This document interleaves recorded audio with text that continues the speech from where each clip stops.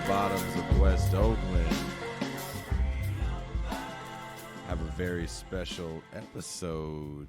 But before I get to that, how you guys doing? How's everybody feeling? It's been a little quiet lately. Trump hasn't said too much dumb shit. Oh, no. At the time of this recording, I believe he had retweeted someone yelling white power and kind of denied that he was retweeting it because someone was yelling white power. The Dow has capped off its best quarter since 1987 as strong economic data drives gains. Also, let's keep in mind we're still in the middle of a pandemic that has killed over 130,000 U.S. citizens alone. I believe the death toll globally is close to 500,000 if it hasn't hit 500,000 already. And unemployment numbers are extremely high. So even though the Dow is doing great and billionaires have made billions amongst the pandemic, the Dow is doing wonderful, but the real economy is not. I am reading this from Business Insider, June 30th of coronavirus lockdown 2020. U.S. stocks rose on Tuesday as better than expected economic data outweighed mounting concern over a second wave of COVID-19 cases. The Dow Jones Industrial Average's 18% gain in the 3-month period from April through June marked the index's best quarterly return since 1987. U.S. consumer confidence jumped in June the most since 2011, exceeding economists' forecast. Coronavirus cases continue to climb in multiple U.S. states, leading to new restrictions and rollbacks of reopening phases.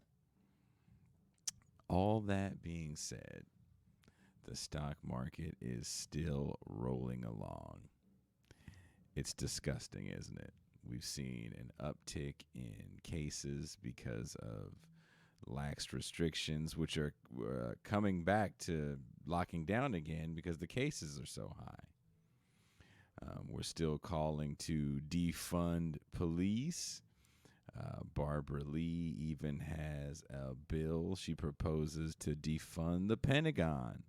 Bernie Sanders was calling to defund the Pentagon, which led me to read an interesting piece from Sonali Kolhatkar, who actually hosts a show called Rise Up with Sonali. And sometimes my son and I watch it. It comes on the Free Speech Network before Democracy Now! So the piece is called Defund Militarized Police Departments, Add the Pentagon. When Congresswoman Barbara Lee introduced a resolution recently to cut $350 billion from the defense budget, the only media outlets that covered her bill were independent progressive ones. In a statement on her website, Lee said, "For years, our government has failed to invest in programs that actually keep our country safe and healthy. The prioritization of defense spending and the underinvestment in public health has led to 10 times more deaths from COVID-19 than the wars in Iraq and Afghanistan. Corporate news outlets such as CNN or the New York Times, which have been extensively covering the national uprising against police brutality, simply ignored this story, just as they ignored police brutality for so long and failed to connect Lee's idea to slash the military budget to the prevailing demand to defund police.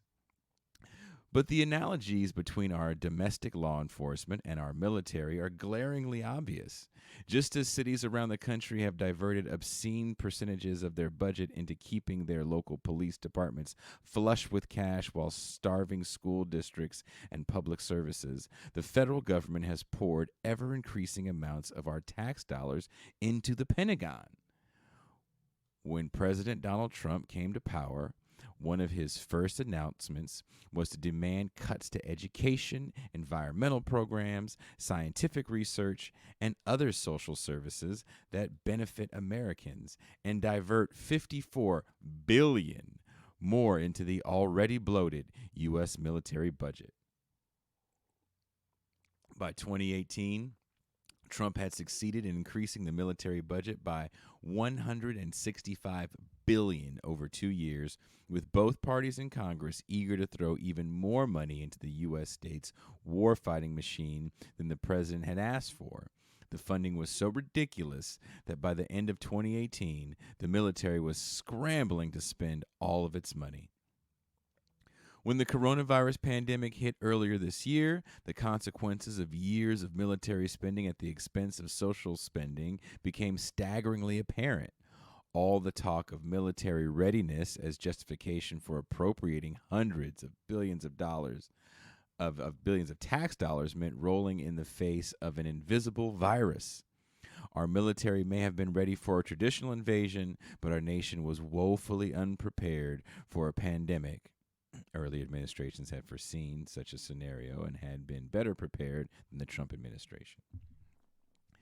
And she is, of course, noting that the Obama administration had a pandemic task force that the Trump administration definitely got rid of.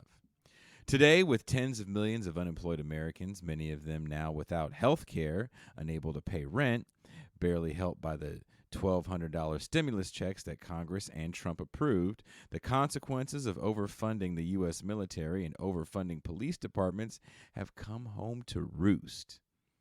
The United States may have the best military in the world, but it also has the highest number of coronavirus infections and deaths, and a healthcare system that is frighteningly unprepared to cope with the crisis compared to other nations.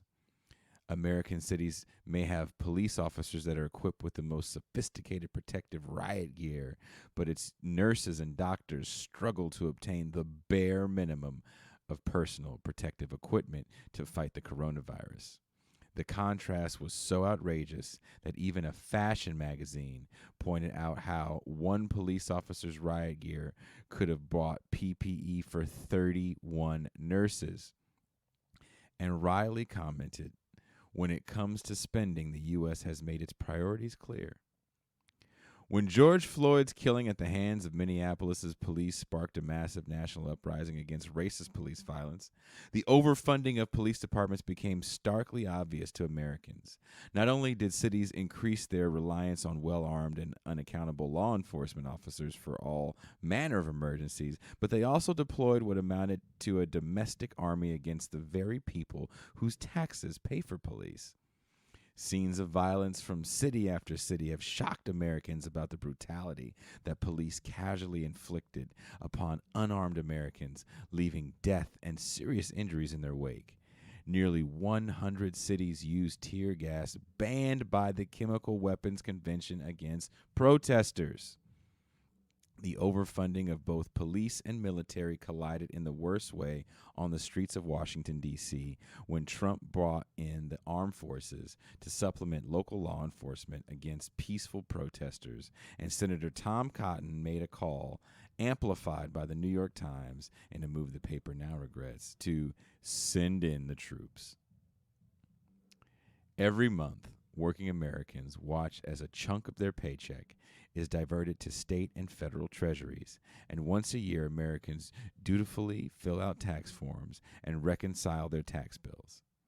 It is the American citizenry that provides the dollars to outfit the U.S. military and local police departments with weapons of war and pay the salaries of troops and officers. That same population lives hand to mouth in a nation with no universal health care system, with poorly funded school districts, whose nurses and teachers are constantly desperate for resources, while soldiers and police officers enjoy expensive equipment. As we rightly demand that cities defund their police departments and divert that funding into social services, shouldn't we also make a similar demand to defund the U.S. military and divert its funding into federal programs that actually help Americans? Perhaps the reluctance to take on military spending comes from a misplaced sense of nationalism, stoked for years by pro-military propaganda that equates love of country with love of the military. After all, when the pandemic first hit the United States, bringing with it a wave of despair, a bizarre show of military strength in the form of fighter jets saluting healthcare workers was supposed to comfort us. Few Americans saw the gesture as a symbol of misplaced priorities. The U.S. military is so well funded that it could afford to waste time, effort, energy, and equipment to distract terrified Americans from the mass deaths that were projected. That hideous death toll that is well on its way to fulfilling the grim predictions is directly a result of our misplaced priorities in shoveling more and more money into the military. Yet there was hardly a peep of opposition to the brazen display. Just as policing in America has historically targeted people of color and countries to do so, the U.S. military has historically been used to wage war on non-white nations and countries to do so from Vietnam to Iraq. Both forces are instruments of control, domination, violence, and destruction, and both are overfunded at the expense of programs that nurture, heal, educate, and increase equity. For years, Americans placed great faith in law enforcement. Pro-police propaganda in the form of TV shows like the now canceled Cops has been widely popular.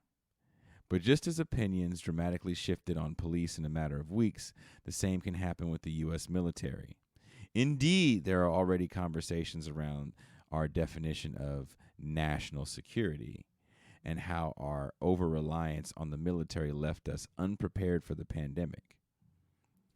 Just as Black Lives Matter activists put forward what they called people's budgets that prioritize public services over policing, activist groups like the Poor People's Campaign have put forward a moral budget that diverts funding from the military towards constructive services such as education and clean water.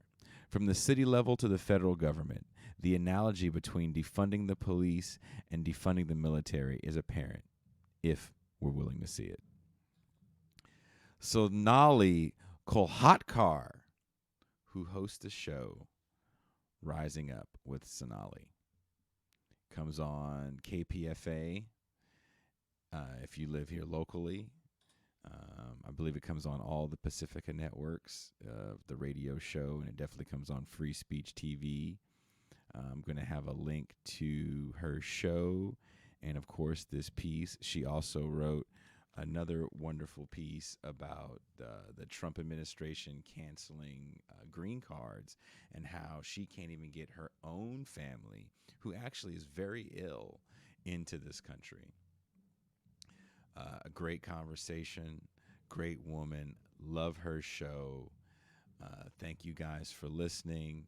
As always, please listen, like, subscribe, share, and if you can, become a patron. You'll get all the bonus content, merchandise, music, and more. So here's my interview with Sonali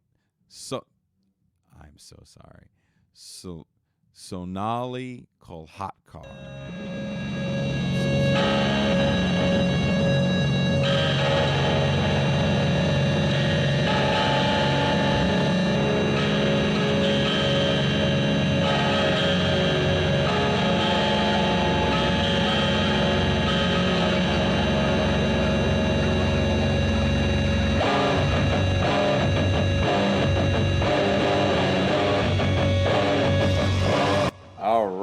coming at you all the way live from the lower bottoms of West Oakland. This is Soundwaves.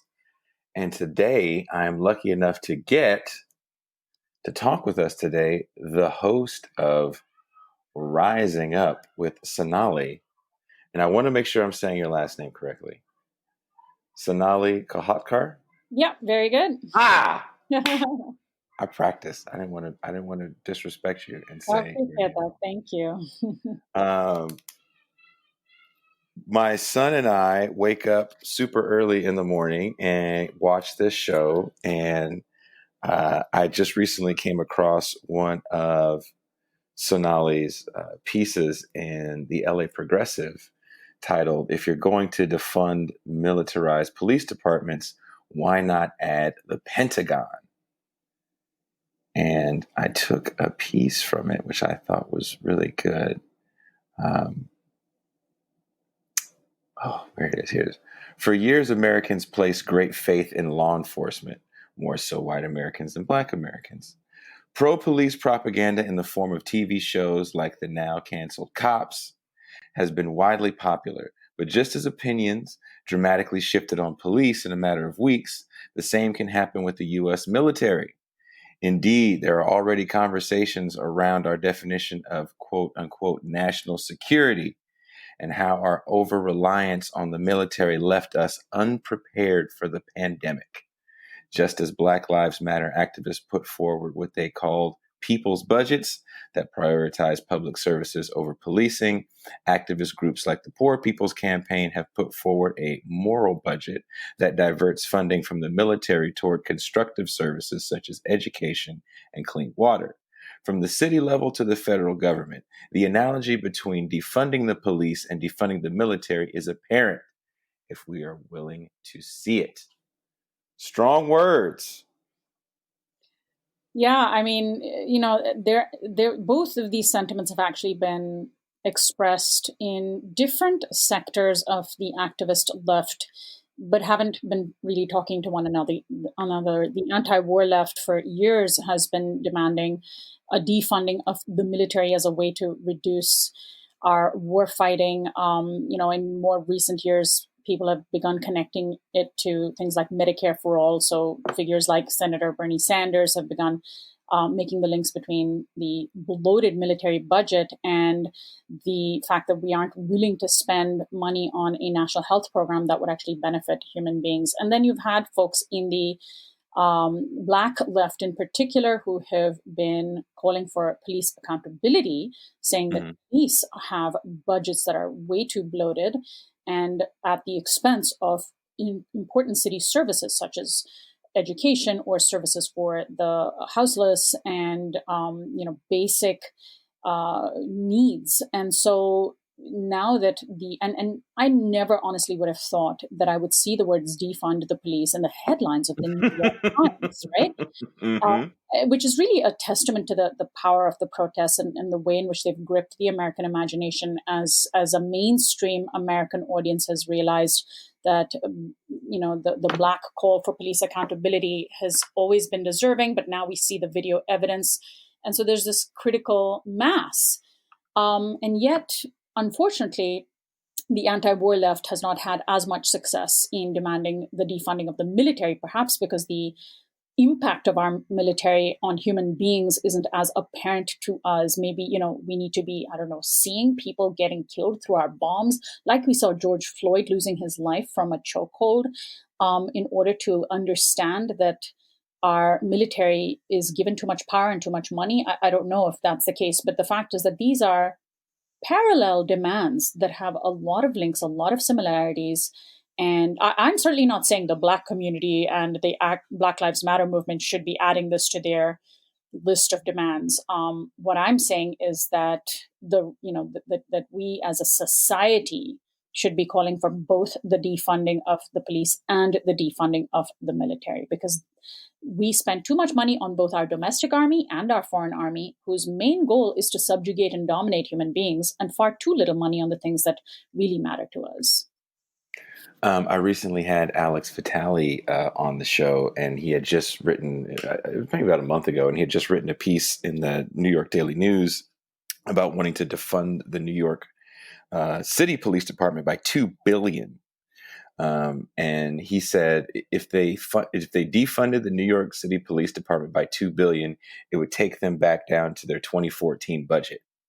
Wow. That's the city, not the state. Yeah. And then also, I was doing a speech for where I work, and $686 billion, I think we have is our military budget, and $7.5 billion is what we spend for the CDC. The New York Police Department, which is, I believe, the most well-funded police department in the nation, has branches in other countries. And this just the other day on our program, we covered how American police have learned tactics like chokeholds from the Israeli military, Israeli Defense Forces. And through the research for that story, I learned that the New York Police Department has a branch in Israel, like, a university might have, or a big corporation or a chain restaurant. The New York Police Department has so much money. They have branches in other countries. That's mind-blowing. In the age of coronavirus, does it make us look foolish to constantly keep spending this money on law enforcement? I know there was a part that you also talked about how, like, they have the flyovers. I don't know if people remember those flyovers they had, where it was a whole big to-do. Trump wanted to have the flyovers for the nurses, but they still didn't have protective equipment. To me, that was just horrifying. And I had very well-meaning friends who, consider themselves liberals, progressives, who were just as outraged by the lack of personal protective equipment for our healthcare workers as I was, and who went outdoors and photographed and videotaped the flyovers with great satisfaction and glee. And all I saw when reading about those flyovers was what a distraction, what a waste. This is political propaganda. The fact that the military has the money to waste on a show, on putting on a show to distract us from the ineptness of our government is a big statement, but so many people didn't get that from it because we have been brainwashed into believing that our patriotism, our love for country is equivalent to funding a strong military, that somehow talking about defunding the military is unpatriotic. And that has to end, just in the same way that people have placed this, and people, maybe a certain percentage of Americans had placed a great faith in the police, and that faith came crumbling down in the wake of the George Floyd killing. Something needs to give on the military funding. I mean, the Pew Research Institution does polls, every few years on attitudes toward the police. And I remember when Trayvon Martin was killed in Florida, although of course that wasn't a police killing, but it did spark the Black Lives Matter slogan. But then the Black Lives Matter slogan really took off when Mike Brown was killed by police in Ferguson, Missouri. And so every time we've had these big uprisings around police brutality, they've done these polls that show this huge racial gap between attitudes, where Black Americans are a lot more skeptical of police, but white Americans, a majority, by and large, were trusting the police. That changed in a matter of weeks after the George Floyd killing. That video was a straw that broke the camel's back, proverbially, I think, where all of the groundwork that Black Lives Matter had done for years and years and years, and they'd been so demonized, when people saw George Floyd losing his life on screen, attitudes changed on a dime. I mean, a couple of weeks in polling time is a very short period of time. And now you have a majority of Americans calling for reform of police. But we, unfortunately, haven't extended that to that same analysis, which is so analogous to our military. And that's because we just haven't, I think, seen the impacts of our military domination on other countries, like Afghanistan, where we are still fighting the longest official war in U.S. history. And our bombs are still killing Afghan civilians. In fact, under Trump, we're killing more civilians in Afghanistan than the Taliban have done. And that is just completely invisible to Americans, unfortunately. And a lot of that has to do with media coverage. I was actually that's where I was actually going.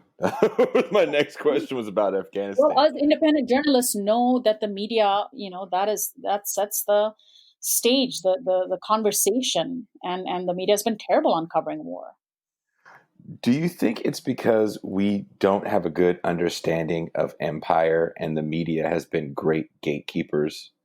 I think it's because we don't have a draft anymore, frankly. Because Really? because there was a time when every American had to face, or American family that had draft age sons or husbands or brothers had to face the possibility of losing their loved ones.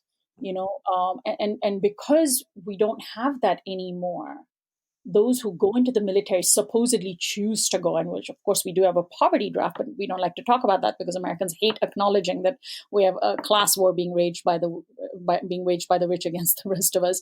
But because we don't have a draft anymore, I really feel that Americans are so cut off from and because of concerted efforts since Vietnam by politicians who realize that we need to fight wars by minimizing U.S. casualties, because U.S. casualties are a threat to the preservation of American empire, because Americans won't stand for it. So there has been a concerted effort to, in addition to getting rid of the draft, to reduce U.S. soldiers' casualties, which has kept Americans in line and accepting of our wars. And so the drone wars enable us to drop bombs from up above and minimize the number of U.S. soldiers that are killed, thereby minimizing the outrage among the American public, and thereby keeping that spigot of funding flowing to the point where we have the most bloated military budget in the world by far. When you mentioned the war in Afghanistan, I saw Abby Martin had just did one of her Empire files on that forever war in Afghanistan, and the Afghanistan papers hit. Was it last year? Yes, I believe it was. Yeah, and that was one of I thought that was going to be mainstream newspapers did. That was wonderful. The Washington Post publishing the Afghanistan papers. But it felt like, outside of like left media like yourself, it felt like mainstream media, the talking heads, just had nothing to say about the Afghanistan papers. It's too bad, because the people that were interviewed for that, the Special Inspector General for Afghanistan, the watchdog agency, U.S. government watchdog agency, whose documents the Afghanistan papers were based on, they admitted quite openly that the rhetoric that was being shared with the public about the Afghanistan war did not even nearly match the reality on the ground.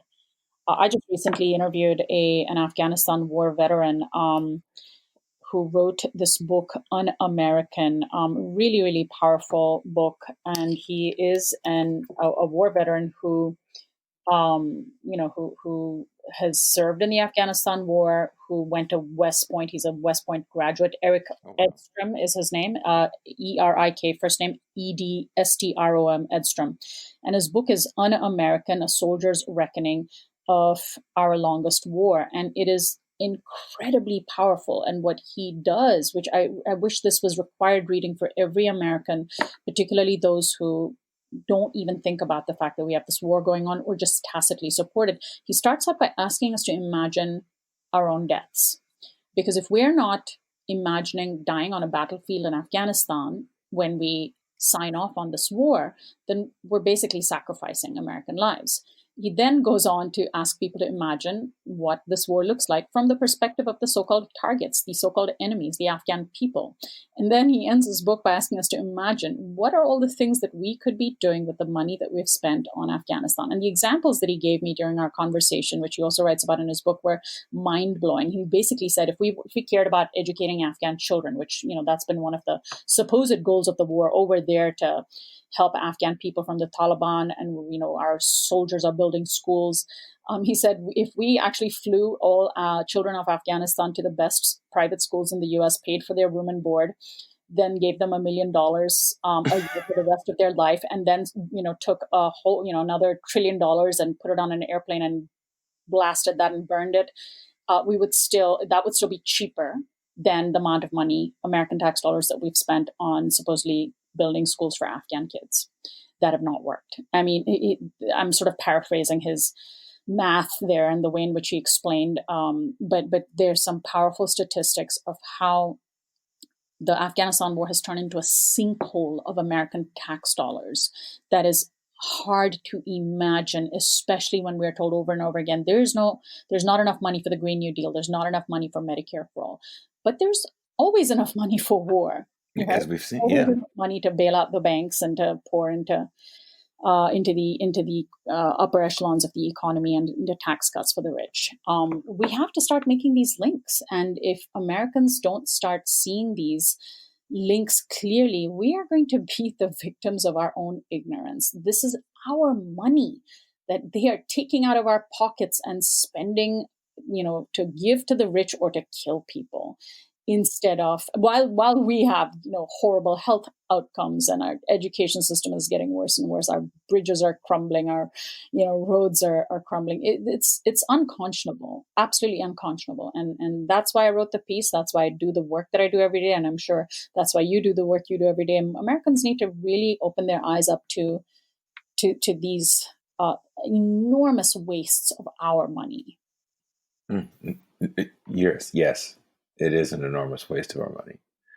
And it's very, very frustrating to see this protection of empire and people not really understand it. And when you start saying things like defund the police, like you said, it's so odd to hear people saying that now. And it's the hashtag du jour. And now they want to spray paint Black Lives Matter on the street corners. And do you think that a lot of this outrage that we're seeing, and it's global, and we didn't see this in 2012 with Trayvon Martin, we definitely didn't see it in 2014 with Mike Brown.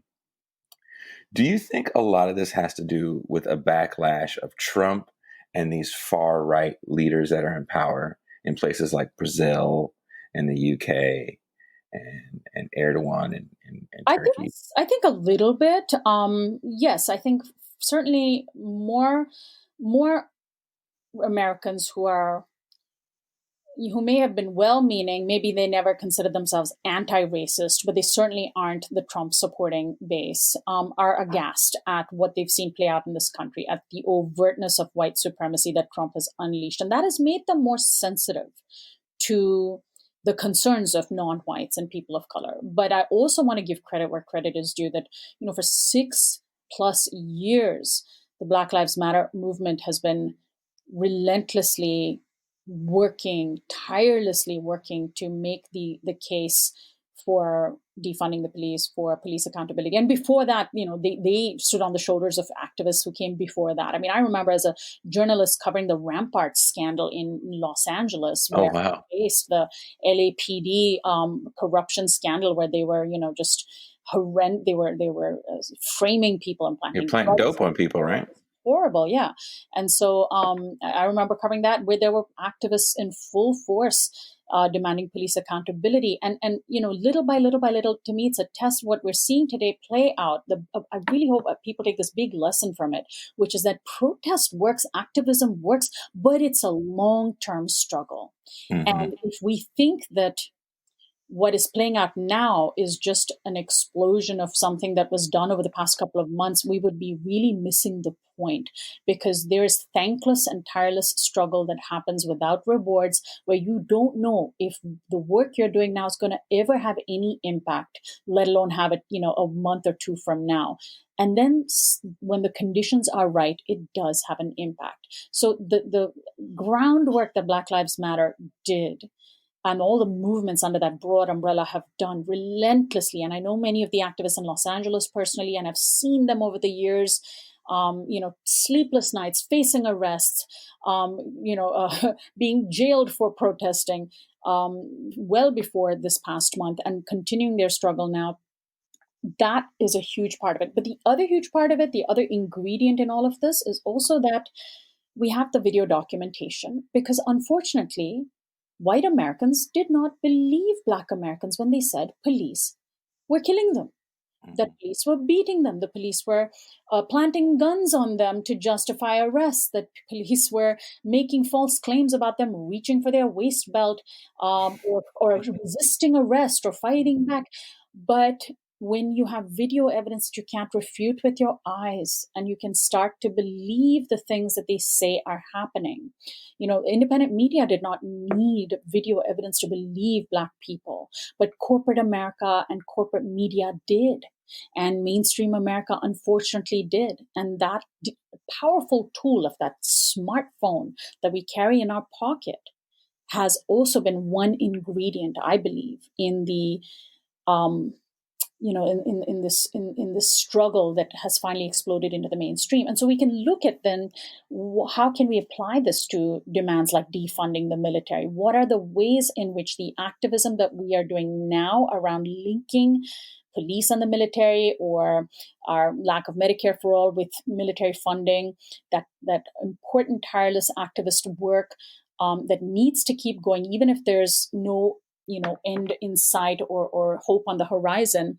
What are the things that we can do to make that consciousness a reality, to turn that consciousness into a critical mass that then becomes a mainstream talking point? There's a lot of lessons for us to learn from the movement for Black lives, who, they've had such a systematic critique of police violence. If you go to the Movement for Black Lives' website 2 or 3 years ago, they put forward this incredibly comprehensive platform that had so much more to do with, with broader institutional racism than just the police or police violence. And they went far beyond reformist calls. They rejected reformist calls because they realized they didn't work.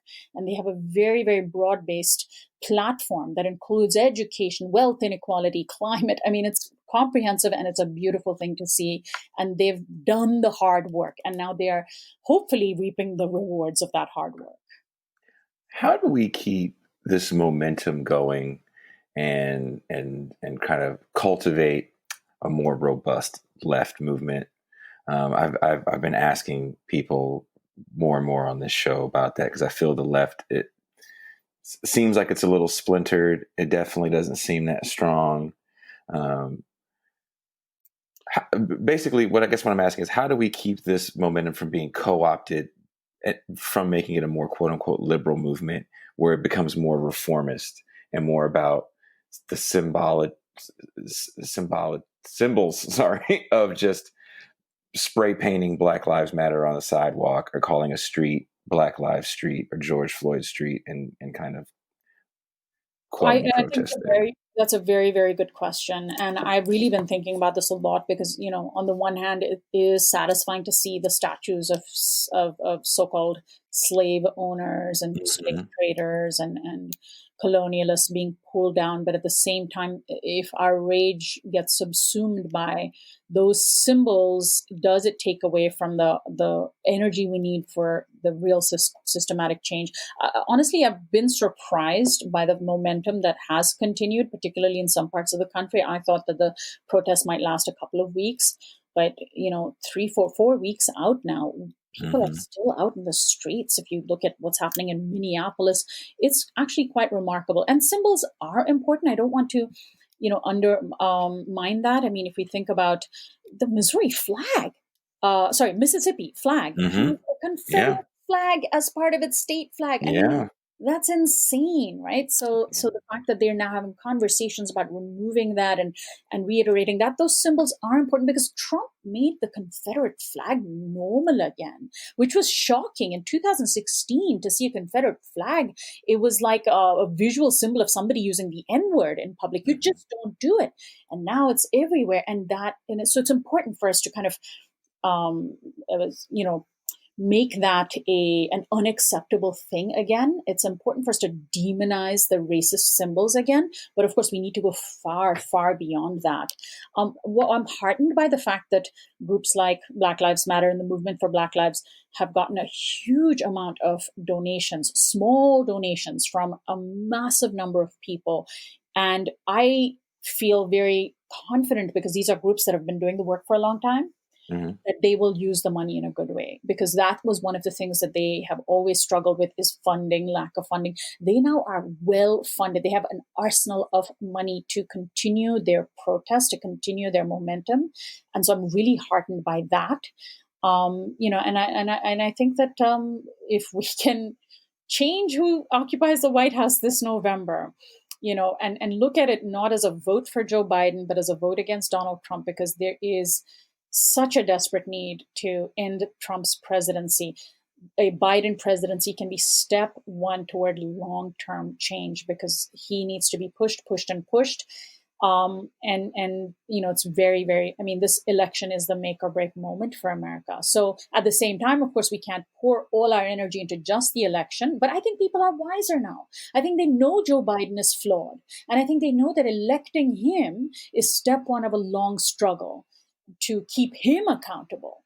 That's me being hopeful, but I've been at this for a long time. I'm sometimes I'm shocked at the fact that I'm not more cynical.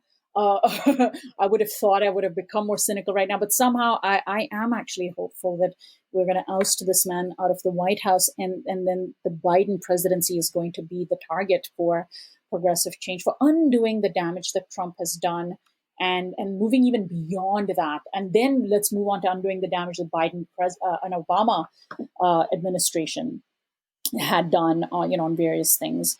Although their damage was not nearly as horrendous as what Trump has done. Oh, Trump is exacerbating everything Obama did, from kids in cages to immigration. Yeah, absolutely. He just recently cut off the H1, am I saying right? H1B visas. Yeah. And there was something else he did about immigration just recently. Yeah, so it was a green card ban. Green card ban, yes. Yeah, so Trump, and so this is a really important thing too, because it's not getting very much attention with, the COVID stuff, with the police brutality protests. About a year or two ago, Trump sponsored something called the RAISE Act, which was his wish list for immigration reform. We're not even talking about the undocumented immigration or refugees or asylum seekers.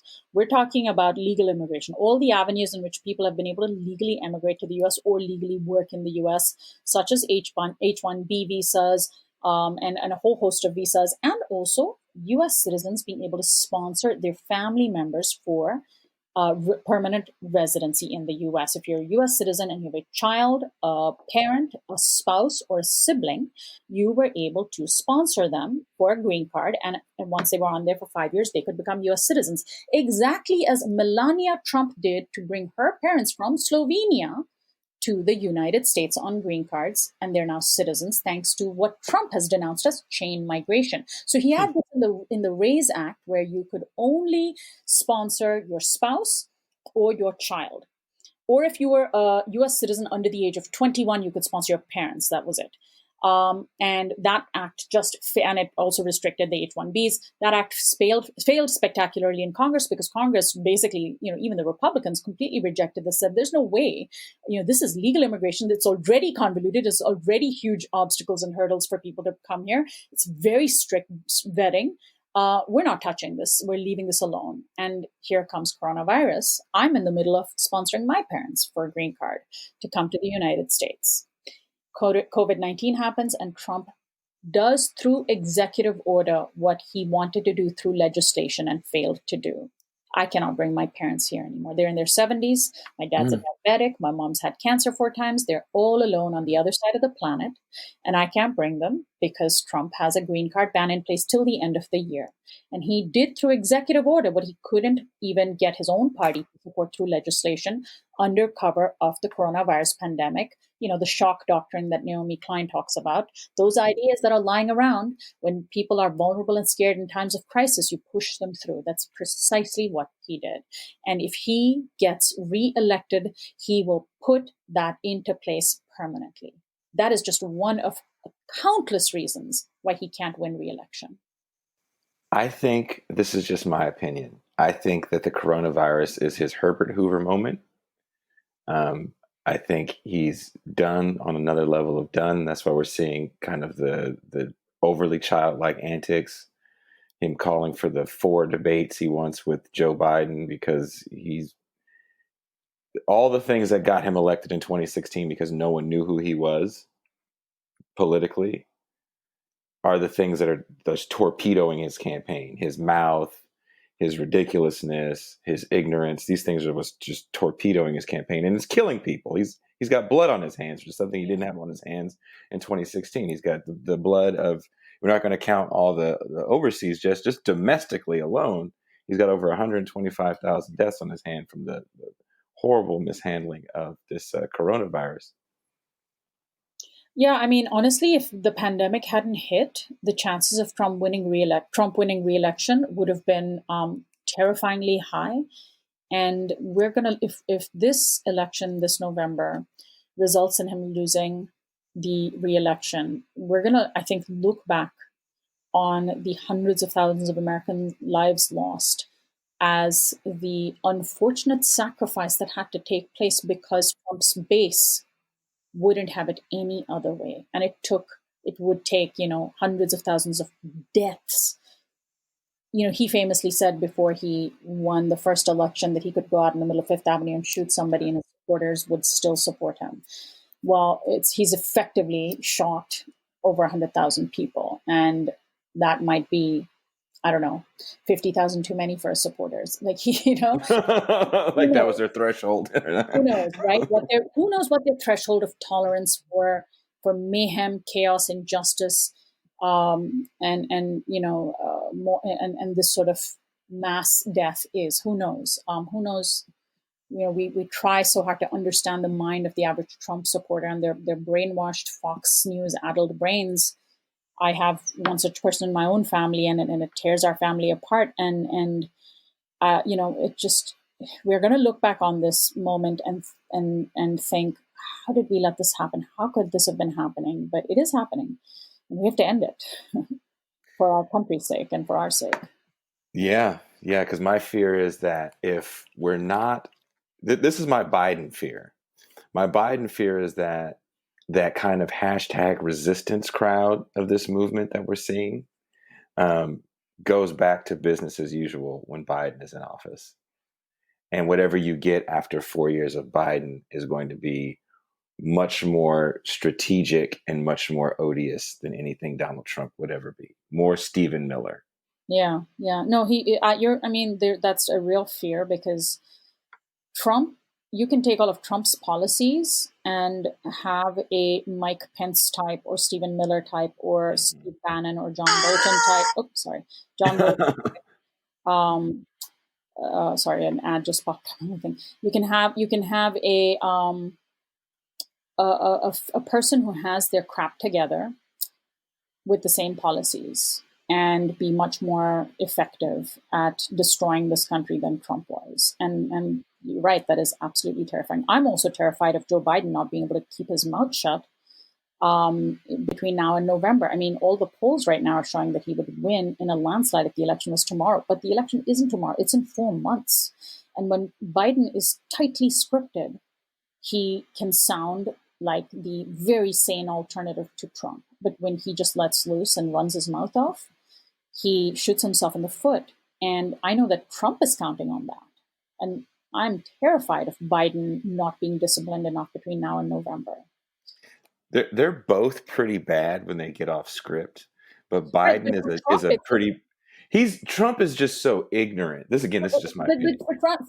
Trump's lack of discipline is his strength for his base. That is part of who he is. The fact that he has no discipline whatsoever, that's what keeps his base going.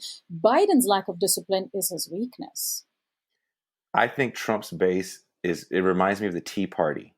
Yeah. It's loud and it's angry, but it's not a majority and it's fringy. And I think Tulsa, Oklahoma, the one thing I didn't like about the press from Tulsa, Oklahoma was that it focused too much on the kids and the K-pop fans and not on the fact that people just didn't want to come out to see Donald Trump. Yeah, I mean, that was actually that was a really interesting story. I felt unusually happy and gleeful the day when I saw the numbers. Yeah, it's very possible. I think of this. People are going to die. People are dying, and people are going to die. And unfortunately, for Trump's ignorant base, they are going to die. before they see the stupidity, the ignorance, the callousness, the mishandling of this crisis. They are going to die or kill many of the rest of us by spreading the disease because they refuse to take things seriously because they have bought into the lies. It's very, I mean, I'm just, it's sad. All I can think about doing is staying at home and trying to survive the next year so that I don't come into contact with these mask refusers who think it's all a conspiracy. And, it's just, scary. It's interesting. Even the shelter, I work in one of the emergency shelters here in Oakland, California, and it's a constant thing we have to yell at the guests at the shelter. Put on your mask. Put on your mask. You can't come in the cafeteria without your mask. Yeah, absolutely. But even they have an understanding of the importance of coronavirus because they see it. Because next door to our shelter is a coronavirus, a COVID-only shelter for homeless people that are quarantining, that actually have it. Wow, you're right. And that's the sad thing.